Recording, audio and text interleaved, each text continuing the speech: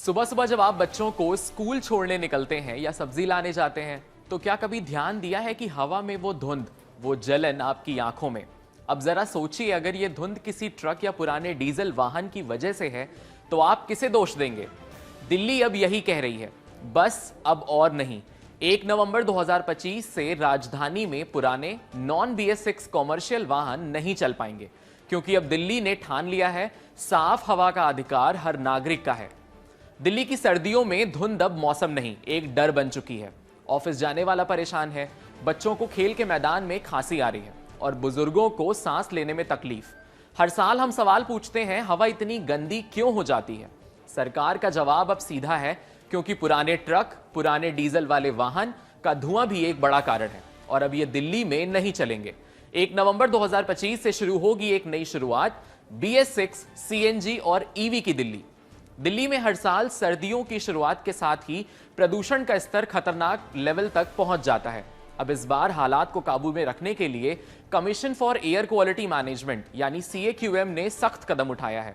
आयोग ने आदेश जारी करते हुए कहा है कि 1 नवंबर से दिल्ली की सीमाओं में गैर BS6 मानक वाले कॉमर्शियल वाहन, non BS6 compliant commercial vehicles का प्रवेश पूरी तरीके से प्रतिबंधित रहेगा।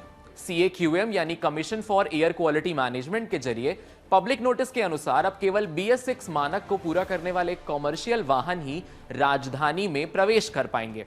यह आदेश मुख्य रूप से दिल्ली के बाहर पंजीकृत वाहनों पर लागू होगा, यानी BS4 ये उससे पुराने डीजल या ट्रक और कॉमर्शियल वाहन अब दिल्ली की सीमा में प्रवेश नहीं कर पाएंगे। आइए सबसे पहले जानते हैं कि क्या होती है BS6 गाड़ियां।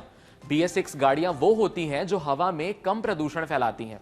सरकार ने यह नया नियम इसलिए बनाया ताकि वाहनों से निकलने वाला धुआं और हानिकारक गैस कम हो। पुराने BS4 वाहनों की तुलना में BS6 गाड़ियां ज्यादा साफ ईंधन यानी कम सल्फर वाले पेट्रोल या डीजल पर चलती हैं और इंजन भी ऐसे बनाए गए हैं कि वे कम धुआं छोड़ें। 1 अप्रैल 2020 से देश में जितनी भी नई गाड़ियां बनी या बिकी, उन सभी के लिए BS6 नियम लागू कर दिए गए हैं।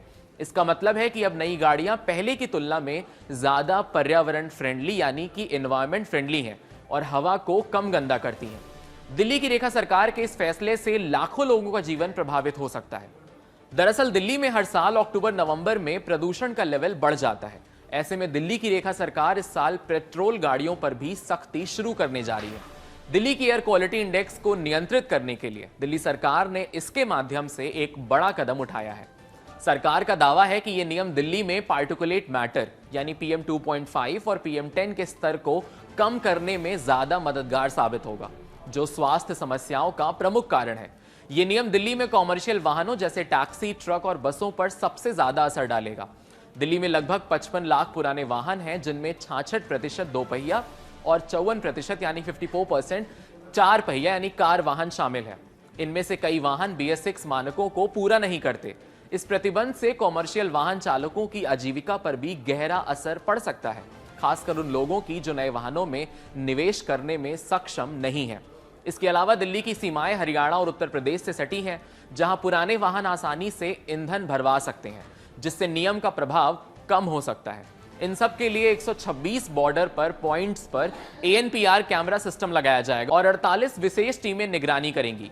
CAQM की जुलाई 2025 में हुई बैठक में यह भी तय किया गया कि एंड ऑफ लाइन यानी EOL पुराने वाहनों को 1 नवंबर 2025 से दिल्ली में और 1 अप्रैल 2026 से NCR के अन्य हिस्सों में ईंधन नहीं दिया जाएगा। इन वाहनों की पहचान कैमरा सिस्टम से की जाएगी। पेट्रोल पंपों पर उन्हें ईंधन देने से मना किया जाएगा। जो भी वाहन नियमों का उल्लंघन करेंगे, उनके खिलाफ जब्ती और कानूनी कार्रवाई सुनिश्चित है। बता दें कि दिल्ली में बीते दिन को वायु गुणवत्ता यानी AQI बेहद खराब श्रेणी में रहा। सुबह और दोपहर के बाद धुंध की मोटी परत छाई रही, जिसके बाद दृश्यता यानी कि विजिबिलिटी कम हो गई है। केंद्रीय प्रदूषण नियंत्रण बोर्ड CPCB के अनुसार दिल्ली का 24 घंटे का एवरेज AQI शाम 4 बजे 301 रहा, जबकि आनंद विहार में सबसे अधिक प्रदूषित इलाका पाया गया है, जहां AQI 395 दर्ज किया गया, जबकि 385 AQI के साथ वजीरपुर दूसरे स्थान पर रहा। अगला कदम यह है इसमें कि क्या करना चाहिए और इन व्यवसायियों को जिनको तकलीफ हो रही है उनकी क्या तैयारी है। ट्रांसपोर्ट कंपनियों को अपनी गाड़ियों की पंजीकृत संख्या बढ़ानी चाहिए और मानदंड के अनुसार जल्दी जांच चाहिए। यदि पुरानी गाड़ी है तो जल्दी विकल्पों पर विचार करें, अपग्रेड, रेट्रीफाइट और बदलना। दिल्ली में प्रवेश करने वाले वाहनों के लिए अनुमति प्रक्रिया, प्रतिबंध और नियमों की जानकारी रखना ज्यादा अनिवार्य है। सरकार और उद्योग द्वारा मिलने वाले सब्सिडी या इंसेंटिव्स की जानकारी के लिए भी ईवी और सीएनजी परिवर्तन के लिए है। आम नागरिक माल ढुलाई सेवा चुनते समय ये देखे कि वाहन क्लीन फ्यूल वाला है या नहीं। पर्यावरण जागरूकता को बढ़ाया जाए। ये सिर्फ नियम नहीं बल्कि हमारी हवा और स्वास्थ्य का सवाल है। हर बड़ा बदलाव किसी छोटे कदम से शुरुआत होता है। 1 नवंबर 2025 को दिल्ली एक बड़ा कदम उठाने जा रही है। BS6 सीएनजी और ईवी वाहनों की दिल्ली न सिर्फ ट्रैफिक बदल देगी बल्कि हवा, सोच और आदतें भी।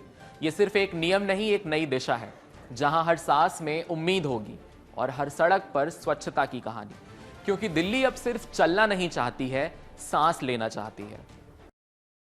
Whenever you have a pollution level like this, it has a not only impact on the patients of chronic lung diseases or heart diseases or others, it has an impact on children, it has an impact on elderly, which is the most. But in a normal adult, you will find that your throat is not all right, you feel sick, you feel tired, and the end of the day you feel fatigued and headache. That's because of the high level of carbon monoxide in the air.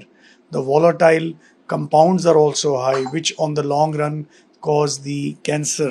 देखिए, दिल्ली सरकार ने कभी इस बात का प्रयास ही नहीं किया कि वो कोर्ट में जाकर वहाँ पे हलफनामा पेश करे, वहाँ पे अपना एफिडेविट दे कि हम दिल्ली में पॉल्यूशन को कम करने के लिए कदम उठा रहे हैं, दिल्ली में हमने पॉल्यूशन कम किया है। मगर आप पिछले 10 साल का आंकड़ा देखेंगे तो यमुना जितनी गंदी थी 10 साल पहले, हर साल उससे और गंदी होती गई। हमने 7 महीने में आपको रिपोर्ट दिखाई, जो हमारे डिपार्टमेंट की नहीं, जो अपना DSI/DC डिपार्टमेंट की रिपोर्ट है। उन्होंने कहा कि जहाँ पर पिछले साल जिस पॉइंट पर फीकल कॉलीफॉर्म 80 लाख होता था, आज वहाँ से घटकर 25,000 रह गया। हमने जो घाट बनाए हैं वो घाटों पर साफ पानी उपलब्ध कराया है कि लोग जब उसके अंदर में जाए तो वो अपना बहुत ही श्रद्धा से साफ सुथरे तरीके से अपना पर्व मना सके। और उस एलिगेशन पे क्या कहेंगे जहाँ सौरभ भारद्वाज कह रहे हैं कि क्योंकि PM को आना है इसलिए आप लोगों ने गंगा का पानी का ही घाट बना दिया है। सौरभ भारद्वाज जी पहले मिंटो ब्रिज के नीचे बैठे रहते थे दिया लेकर कि वहाँ पे पानी भर जाए, पानी नहीं भरा। अभी केजरीवाल जी उनको बोलते हैं कि झूठ बोलो सौरभ, झूठ बोलो सौरभ, दिल्ली के लोगों को गुमराह करो। तो सौरभ भारद्वाज को लगता है कि भारतीय जनता पार्टी की सरकार ने छठ पर्व इतने अच्छे से मनाया, कावड़ सेवा इतने अच्छे से मनाई, रामलीला इतने अच्छे से करी, हमारी दिवाली पर पटाखे जलाने का मौका मिला, दुर्गा पूजा इतने से अच्छी करी। तो जो काम हम नहीं कर पाए 10 साल में, वो 7 महीने में दिल्ली सरकार कैसे कर रही है, इसलिए वो दिल्ली की जनता को गुमराह कर रहे हैं। जाते जाते आप हमारे कड़क कैंपेन सांस लूं या जी लूं का हिस्सा बने। कमेंट में लिखें #right2breathe और बताएं कैसे बनेगा पॉल्यूशन फ्री इंडिया। अपने आइडियाज को कमेंट सेक्शन में जरूर शेयर करें।